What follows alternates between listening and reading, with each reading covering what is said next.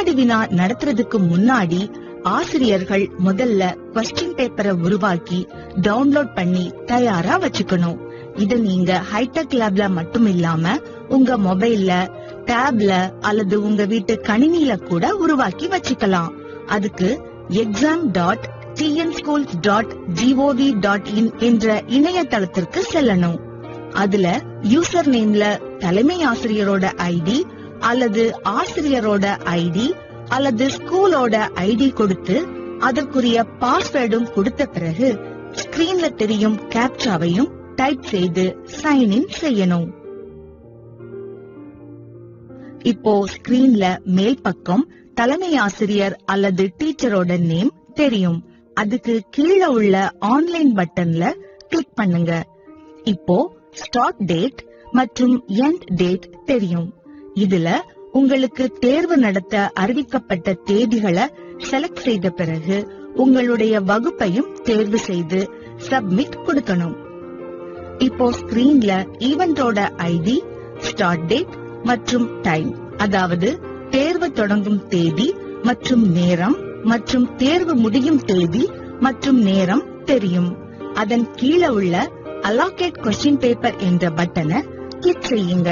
இப்போ நீங்க உங்களுக்கு தேவையான கொஸ்டின் பேப்பரை செட் பண்ணலாம். முதல்ல எந்த மாதத்துக்கான தேர்வு நடத்துறோமோ அந்த மாதத்துக்கான பாடங்களை ஒவ்வொரு சப்ஜெக்ட்லயும் தேர்வு செய்யணும்.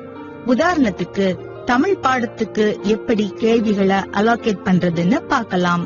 தமிழ் பாடத்திற்கான சாப்டரை செலக்ட் செஞ்சுட்டு சர்ச் பட்டனை கிளிக் செஞ்சா தமிழ் பாடத்துல இருக்கிற எல்லா லெசன்ஸும் ஸ்கிரீன்ல தெரியும். அதுல நாம தேர்வு நடத்த வேண்டிய பாடத்தை தேர்வு செய்யணும். அந்த பாடத்துல மொத்தம் எத்தனை கொஸ்டின்ஸ் ஆன்லைன்ல இருக்குன்னு அதுக்கு பக்கத்துல தெரியும். அடுத்ததா ஆட் பட்டனை கிளிக் செஞ்சா அந்த பாடம் கொஸ்டின் பேப்பர்ல ஆட் ஆகும். இத நீங்க ஸ்கிரீனை ஸ்க்ரோல் பண்ணி சப்ஜெக்ட் சம்மரியில பார்க்கலாம். இப்போ அதுல நீங்க தேர்வு செஞ்ச சப்ஜெக்ட் தெரியும். அதுல எத்தனை கொஸ்டின்ஸ் தேவையோ அந்த எண்ணிக்கைய டைப் பண்ணணும். உதாரணமா 4ன்னு டைப் பண்ணுங்க. ஆனா அதுக்கு கீழே இருக்கிற ஃபைனல் சப்மிட் ஃபார் ஜெனரேஷன் அப்படின்ற பட்டனை மட்டும் இப்போ கிளிக் பண்ணிடக் கூடாது. அடுத்ததா நாம ஆங்கில பாடத்திற்கு வினாடி வினா நடத்த வேண்டிய பாடப்பகுதிய தேர்வு செய்யணும். அதன் பிறகு தேவையான வினாக்களோட எண்ணிக்கைய டைப் பண்ணணும். இப்படி 5 சப்ஜெக்ட்லயும் தேர்வு நடத்த வேண்டிய பாடங்களை தேர்வு செஞ்சு வினாக்களோட எண்ணிக்கையையும் டைப் செய்யணும். அதிகப்படியா 4 வினாக்கள் இருந்தா நல்லது. ஒவ்வொரு பாடத்துக்கும் 4 வினாக்கள் வீதம் மொத்தம் 5 பாடங்களுக்கு 20 வினாக்கள் கேட்கலாம். நல்லா நினைவுல வச்சுக்கோங்க. வினாத்தாள் ஒதுக்கீடு செய்வதற்கு முதல்ல சப்ஜெக்ட செலக்ட் பண்ணணும், அப்புறம் பாடத்தை செலக்ட் பண்ணணும், அடுத்தது ஆட் பட்டனை கிளிக் பண்ணணும், கடைசியா கேள்விகள் எண்ணிக்கைய டைப் பண்ணணும். சப்ஜெக்ட் சம்மரிக்கு மேல உள்ள கொஸ்டின் செலக்டட் என்ற பட்டனை கிளிக் செஞ்சா அதுல தேர்வுக்கான வினாக்கள் பாட வாரியா தெரியும். அதுல நமக்கு தேவையில்லாத கேள்விகளை டெலீட் செய்யலாம். அப்படி டெலீட் செய்த கேள்விகள் மாணவர்களுக்கு வினாடி வினாவுக்கு வராது. கடைசியா எல்லா சப்ஜெக்ட்லயும் கேள்விகளை தேர்வு செஞ்ச பிறகு ஃபைனல் சப்மிட் ஃபார் ஜெனரேஷன் அப்படின்ற டேப கிளிக் பண்ணணும். இப்போ அடுத்த ஸ்கிரீன் தெரியும்.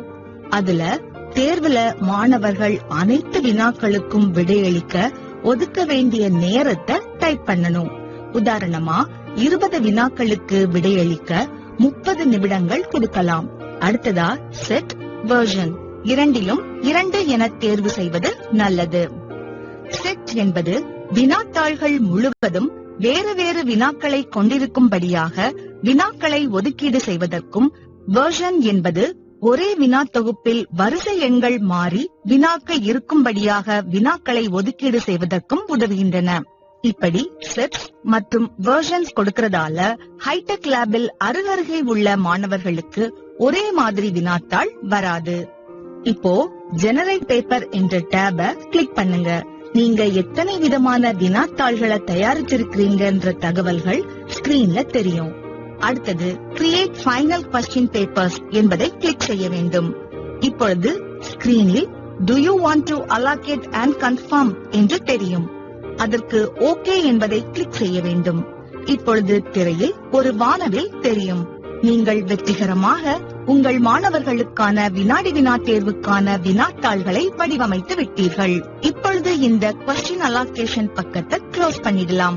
இப்போ ஹோம் பேஜ்ல உங்கள் பள்ளியில் நீங்கள் வினாடி வினா நடத்த வேண்டிய வகுப்புகளோட ஈவென்ட்ஸ் தெரியும். அதுல இன்னமும் அலோகேட் கொஸ்டின் பேப்பர்னு தான் இருக்கும்.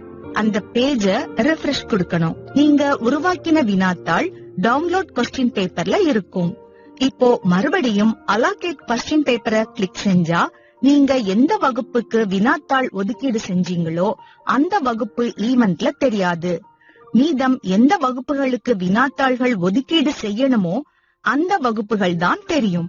இப்போ டவுன்லோட் கொஸ்டின் பேப்பர் டேப கிளிக் செஞ்சா நீங்க எந்த வகுப்புக்கு வினாத்தாள் ஒதுக்கீடு செய்தீர்களோ அந்த வகுப்பு ஈவென்ட்ல தெரியும். அதுல டவுன்லோட் QP அப்படின்ற பட்டனை கிளிக் பண்ணா வினாத்தாள் டவுன்லோட் ஆகும்.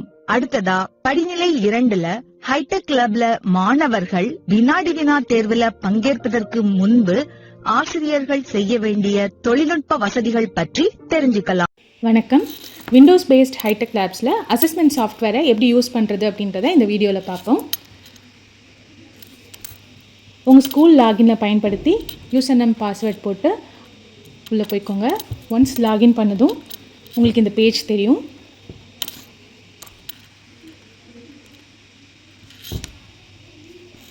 இதில் பார்த்தீங்கன்னா உங்களோட ஸ்கூல் ஐடியில் எந்த இது வந்து லைவில் இருக்குன்ற டீட்டெயில்ஸ், எது முடிஞ்சிருச்சு எது லைவில் இருக்குன்ற டீட்டெயில்ஸ் தெரியும். உங்க டவுன்லோட் பட்டனை கிளிக் பண்ணிக்கோங்க. டவுன்லோட் பட்டனை நீங்கள் கிளிக் பண்ணோடனே டவுன்லோட் ஆகிடுச்சா அப்படின்றத உங்களுக்கு மேலே மெசேஜில் பார்க்கலாம்.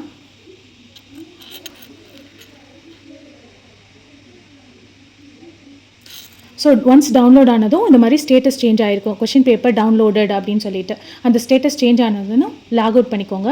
லாக் அவுட் பண்ணிவிட்டு ஸ்டூடெண்ட் லாகினில் லாகின் பண்ணுங்கள். ஸோ ஸ்டூடெண்ட்டோட பேசிக் டீட்டெயில்ஸ் யூசர் நேம் போட்டுட்டு லாகின் பண்ணிக்கோங்க.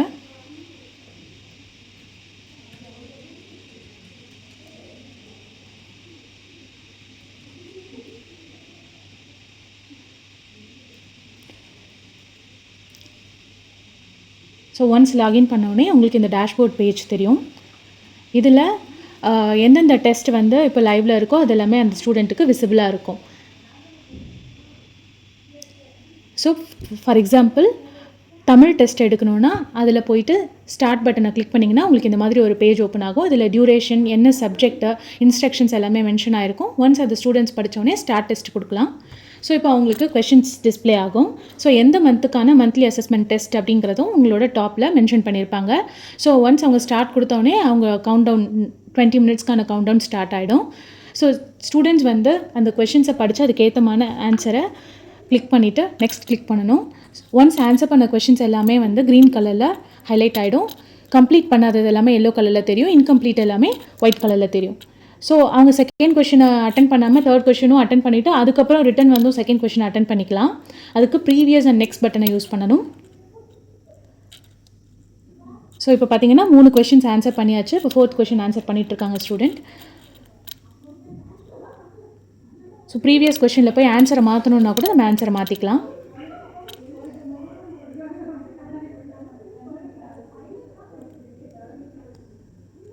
ஸோ 5 கொஷினும் ஆன்சர் பண்ணி முடித்த பிறகு சப்மிட்ன்ற பட்டனை கிளிக் பண்ணுங்கள். உங்களுக்கு சப்மிட்டட் சக்ஸஸ்ஃபுல்லி அப்படின்ற ஒரு மெசேஜ் தெரியும். அதில் ஓகேன்னு கிளிக் பண்ணிங்கன்னா உங்களுக்கு இந்த பேஜ் ஓப்பன் ஆகும். ஸோ டோட்டல் எத்தனை கொஷின்ஸ் இருந்தது, அதில் எத்தனை கரெக்டு, எத்தனை தப்பு, என்ன மார்க் வாங்கியிருக்காங்க அப்படின்னு சொல்லிட்டு. ஸோ பேக் டு அசஸ்மெண்ட் பேஜை கிளிக் பண்ணுங்கள். இப்போது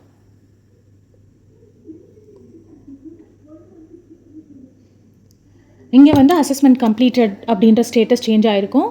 இதுக்கான ரிப்போர்ட் கார்டை அவங்க ரிப்போர்ட் கார்டுன்னு கிளிக் பண்ணி டவுன்லோட் பண்ணிக்கலாம். இந்த இடத்துல PDF பட்டன் கிளிக் பண்ணிங்கன்னா PDF வெர்ஷன் டவுன்லோட் ஆகும்.